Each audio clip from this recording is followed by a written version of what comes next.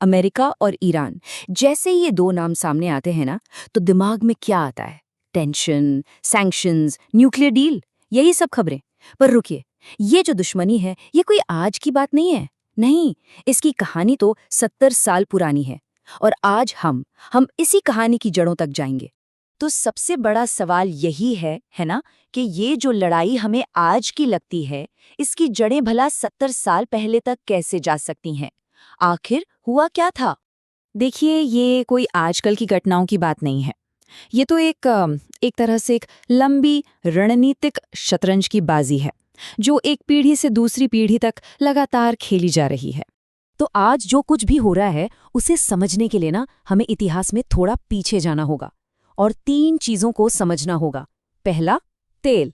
दूसरा, डॉलर की ताकत। और तीसरा, एक ऐसी क्रांति जिसने जिसने पूरा का पूरा खेल ही पलट कर रख दिया। तो चलिए शुरू करते हैं।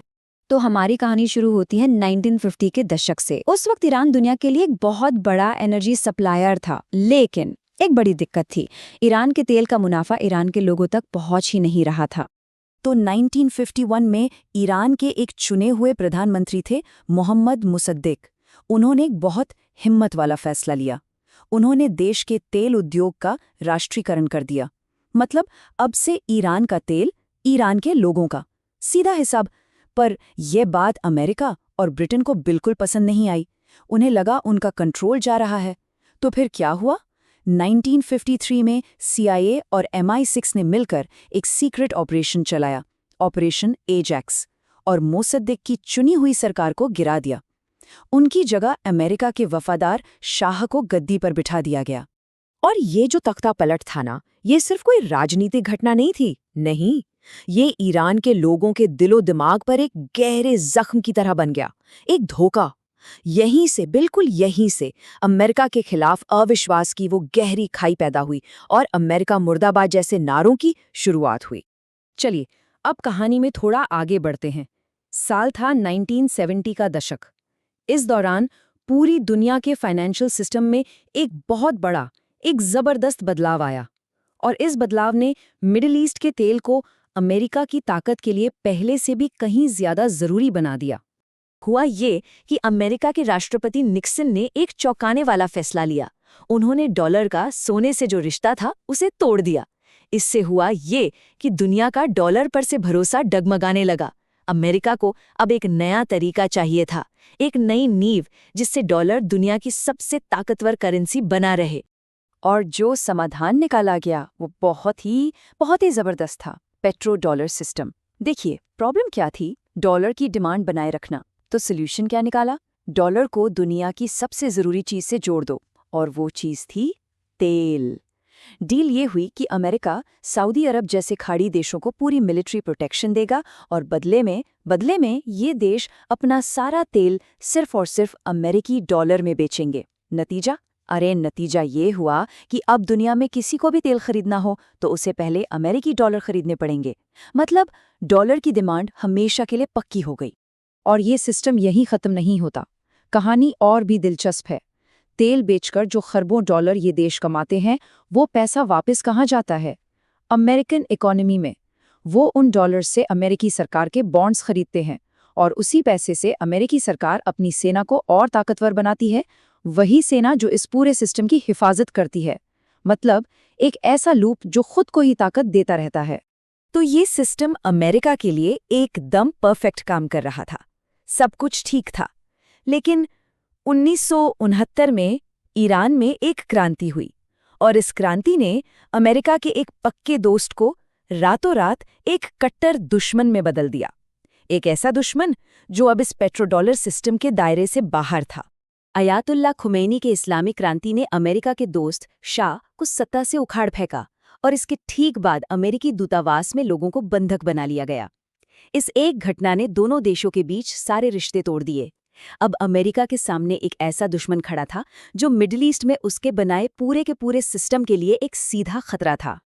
और यहीं से शुरू हुआ ईरान के न्यूक्लियर प्रोग्राम को लेकर दशकों लंबा एक ड्रामा। और सबसे मजेदार बात क्या है? विडंबना देखिए कि इस प्रोग्राम की शुरुआत 1957 में अमेरिका की ही मदद से हुई थी। लेकिन 2002 में जब पता चला कि ईरान चुपके चुपके यूरेनियम बना रहा है, तो बस एक बिल्ली चूहे का खेल शुरू हो गया।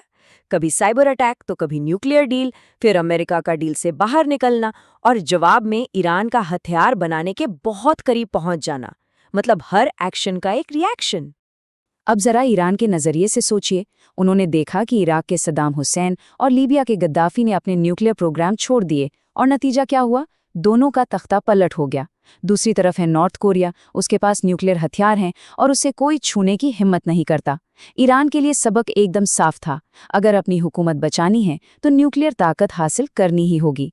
अब ईरान ये तो जानता था कि वो अमेरिकी सेना से आमने सामने की लड़ाई नहीं जीत सकता, तो उन्होंने एक अलग ही रणनीति अपनाई, जिसे कहते हैं एसिमेट्रिक वॉरफेयर। मतलब ऐसी लड़ाई जिसमें आप अपनी ताकत का इस्तेमाल वहां करते हैं जहां आपका दुश्मन सबसे कमजोर हो। इसका एक पहलू है आर्थिक लड़ाई। जरा सोचकर देखिए, ईरान $20,000 वाला एक ड्रोन भेजता है और उसे हवा में ही मार गिराने के लिए अमेरिका को करीब $40 लाख की एक पेट्रियट मिसाइल इस्तेमाल करनी पड़ती है। एक ड्रोन के लिए $40 लाख। ये एक ऐसी आर्थिक लड़ाई है जिसमें ईरान अपने दुश्मन को सिर्फ थकाकर ही हरा सकता है। लेकिन बात सिर्फ पैसों की नहीं है, ईरान के पास और भी ताकतें हैं। पहली, उसका भूगोल। ईरान ऊंचे ऊंचे पहाड़ों से घिरा है जिस पर हमला करना लगभग नामुमकिन है।